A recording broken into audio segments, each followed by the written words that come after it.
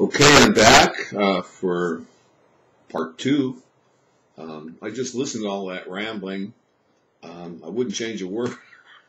I'm talking very fast, and as you can tell, I'm very excited. When I began doing this thing with intervals now 25 years ago, um, I wanted to test it as thoroughly as I could, just getting a basic understanding of 1, 2, 3, 4, 5, and doing some simple melodies like Mary Had a Little Lamb and so on and so forth, which is the way most people think about it, um, was okay, but it wasn't enough for me. If it couldn't explain the kinds of things that I'm composing, I'm a composer. I've been composing music for a half a century now, over 50 years. I've been composing classical music, rock music, jazz music. I've been putting on paper the old-fashioned way with pencil and pen music and writing in multiple keys. I've gone through my experimental phases, the what we call the 12-tonal or dodecaphonic, learning to write in polytonal, write music in multiple keys simultaneously, learning to write in all 12 keys at the same time simultaneously with dodecaphonic music, and then going into more abstract music, working on things that I refer to as spinning and chorums, which have to do with organizing rhythm and rhythmic structures and song form structures. And in order to write with pen on paper, I've had to go way beyond the ABCs. And in doing so and trying to simplify and codify that into something, I've discovered this system. And I realized that this system could be taken to its extreme. After I learned music, the next thing was to test it out on someone else. And fortunately, I met a wonderful woman named Lynn Bonney, who became my best friend and my partner. And then, of course, we moved in and lived together and had children and became married and put together this music school that we're doing back in the year 2000. January 1st, 2000, we decided to open the music school. When I first started teaching her, there were a lot of problems because she was a classically trained pianist who spent 35 years of her life being classically trained. She was already a concert pianist with a great set of chops. She could sight read any piece of classical music on the piano. Beethoven, Chopin, Mozart, didn't matter. Just throw it in front of her and off she went. She still can pretty much do that on automatic. She'd learned her lesson. She had been deeply indoctrinated into that system. But there was one thing, and that was when we started hanging out and falling in love with each other and becoming partners. Her mother would call me on the phone and say, look, Natch, I've invested a lot of money in this girl over the years, and it was my hope that she would grow up and compose music. And in all the teaching and with all the piano playing and with a great set of chops that she has, she, to this day, hasn't composed a note. Not a note. And you say you have a new point of view and that you are a composer, and I hope that you being a composer and her being with you, you'll teach her how to compose. You'll help open her up. So I began teaching her my method, and we found that for a couple years there was a tremendous confusion. It seems the more indoctrinated you were into the ABC system, the more dogmatic you were, and you would spend most of your time ignorantly fighting against any changes. You're comfortable with the system that you have, and along comes somebody with some new points of view, and all of a sudden you start questioning all this stuff, and your whole world sort of falls apart and becomes fuzzy again. You have to start all over, and it's the beginning, and it's just a pain in the bahoo-ha. So she became very uncomfortable with it. I began experimenting with different ways of teaching it to her. How can I get this across to people that are as deeply indoctrinated into this old system as I was?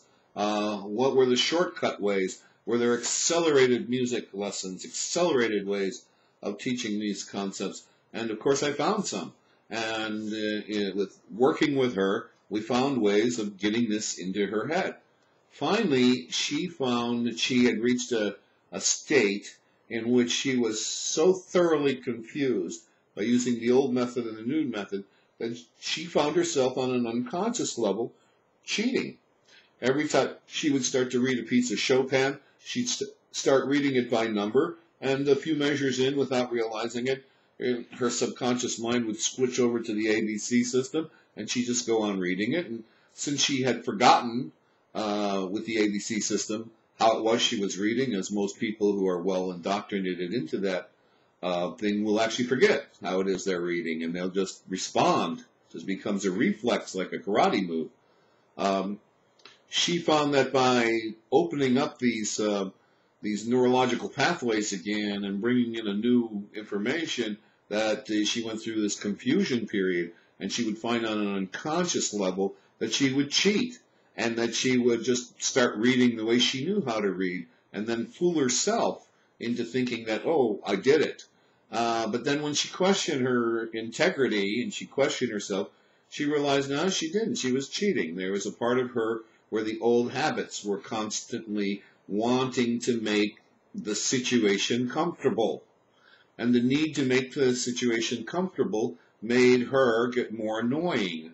And she would argue with me and debate with me, and we've had a perfectly decent relationship would turn into a screaming match over some of the simplest things. Finally, I decided there had to be a whole different way of approaching this.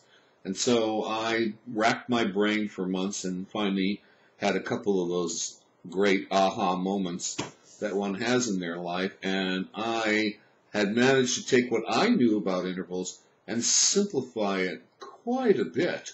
And then started approaching her with this new way of teaching it, and she began to have aha moments herself. Soon we were able to break through the old habits. She was able to start reading music by number or interval, and then something marvelous happened. One, she discovered that she could start taking these Chopin preludes that she was playing, which are fairly complicated, highfalutin piano music, and play them in different keys. So I don't know too many people that can take a Chopin prelude that's in G major and crank it out in C, or play it in D flat, or just move it over to B flat and play it note for note, the whole entire piece. She found that she was able to conquer very large and very complicated pieces of Chopin just like this, boom, boom, boom. And then we started looking at Bach. We started with the Anna Magdalena Bachs, the simpler Bachs, then worked our way up into the 2- and 3-part inventions.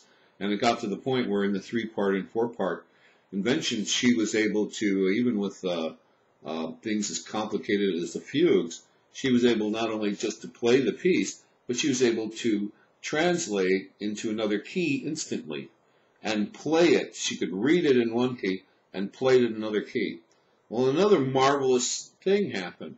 She found that the music that was running around in her head her whole life suddenly started lighting up in a different part of her consciousness, and she began hallucinating the music, not in the audio sense, but in the visual sense, that the way we were looking at the sheet music itself was now movable, transportable, plastic, and very easy to write. And we developed what we called piano tab. We took a simple putting numbers down on a piece of paper to describe a melody, and then taking those numbers and organizing them into boxes or measures, and then taking that and then putting it on the staff, and then deciding what key it would be in. So we found out there were 3 levels in which you could learn this, where you could start from just simply jotting down a melody as an interval or number pattern on a napkin at a restaurant, and then come home and flush it out into a full-blown score. And it got to the point where we could construct and deconstruct music in our minds quite easily, and do it with the stuff that was unique to us, that was in our own head, and we found that we were composing. And Angel discovered, I call her Angel, she discovered for herself that she was a good writer, and that she had not only had a beautiful sense of melody, and interesting harmonic choices, but she's really good with words. And she would take some of the teachings and some of the conversations that we would have about spirituality, or conversations we would have about physics, or conversations we had about politics or philosophy, and she would take those conversations and she would write a song that incorporated that philosophy, incorporated that idea, and then she would flesh out the harmonies, and she would flesh out the melodies, and she'd put it on paper, and then play it and record it. And she found that she just naturally started wanting to write, and just naturally started writing.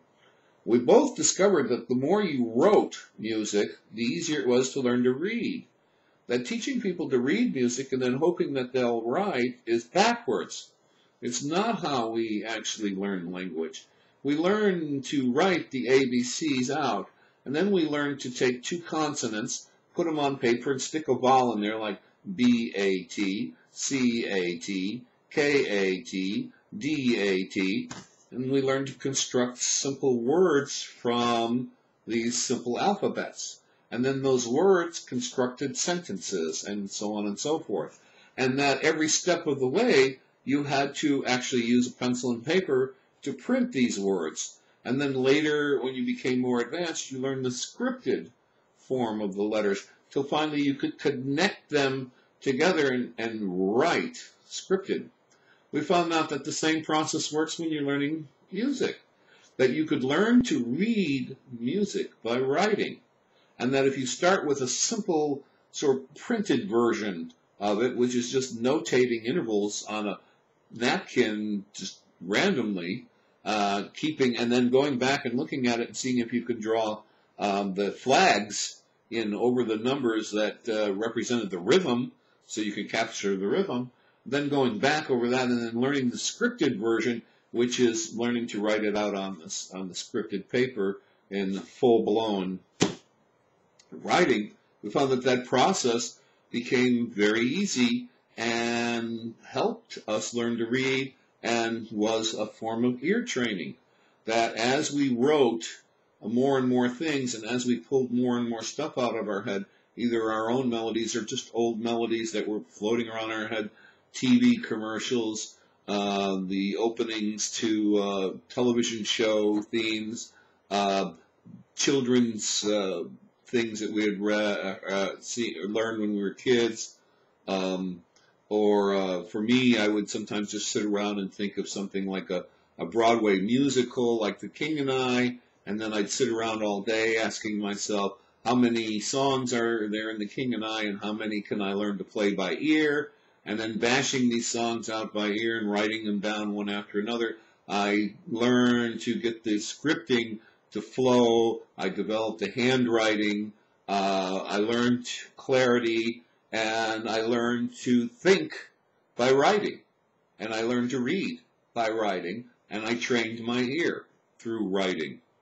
So learning to write out the symbols, use those symbols, and write on paper was one way in which we learned how to read, until the reading and the writing process became one, it merged and became one and the same. And now I can't tell the difference between the thought I'm having about music and the printed page.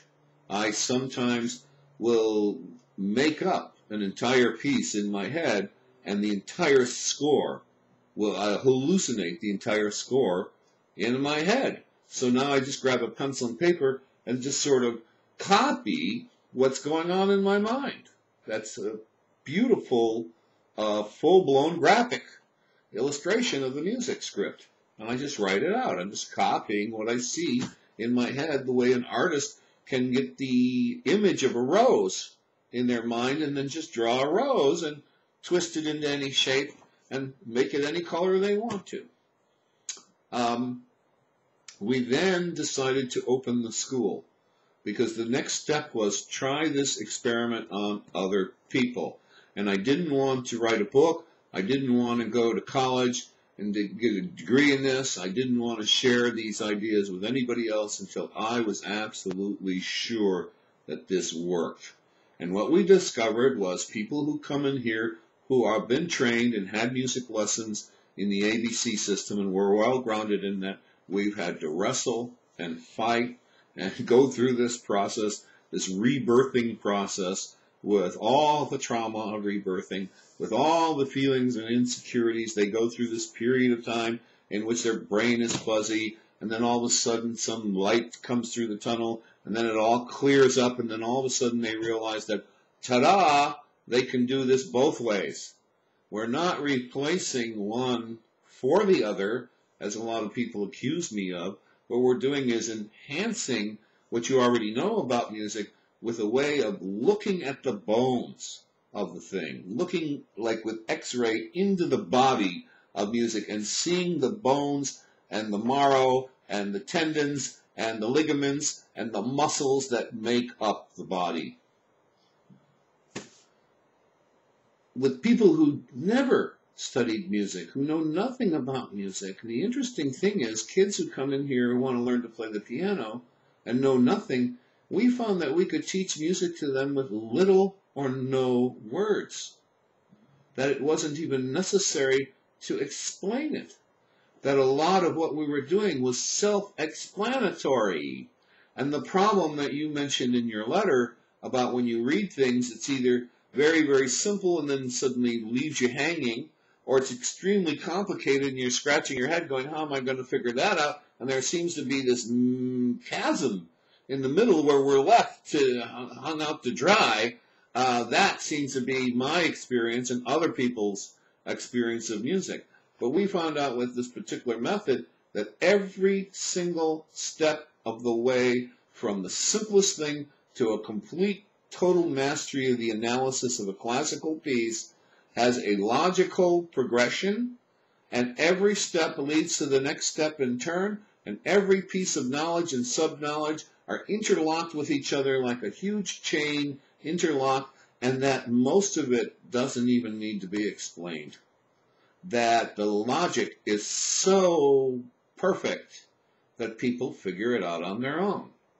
And kids who are learning our methods get this great joy out of being Mozart, being Chopin, being Beethoven on their own, discovering things for themselves, learning to write a tune down on their own, getting their own stuff out, as well as being able to what I call decompress or decompose other people's works and bring it down to a level that they can understand it and enjoy it.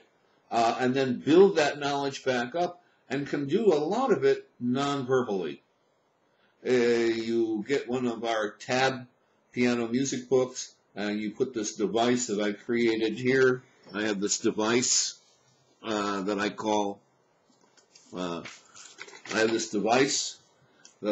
intervalometer, and it's just simply a piece of paper with the stripes with the numbers for do, re, mi, fa, sol, la, ti, do on there, or 1, 2, 3, 4, 5, 6, 7.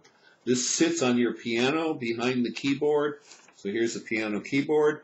You take this device and you put it behind the black keys, and it just sits up there like that. And you can slide this around, so you can move it into different keys. I can slide it over here into the key of D, for instance, and then I can look at the numbers and see what keys it aligns with and figure out that there are 2 sharps in the key of D. Or move it over here to C and find out that there are no sharps and flats, that the lines and the stripes line up, and that the numbers are all on the white keys. Or pull it over here into E flat and cover up the sharps here and look at E flat and see that there are 2 flats in this. You have a B flat and you have your E flat there, and you have in E flat you'd also have your A flat there, I see. So you can see the accidentals, and you can see physically how the black keys and the white keys interplay to map in, and you can move this to any key.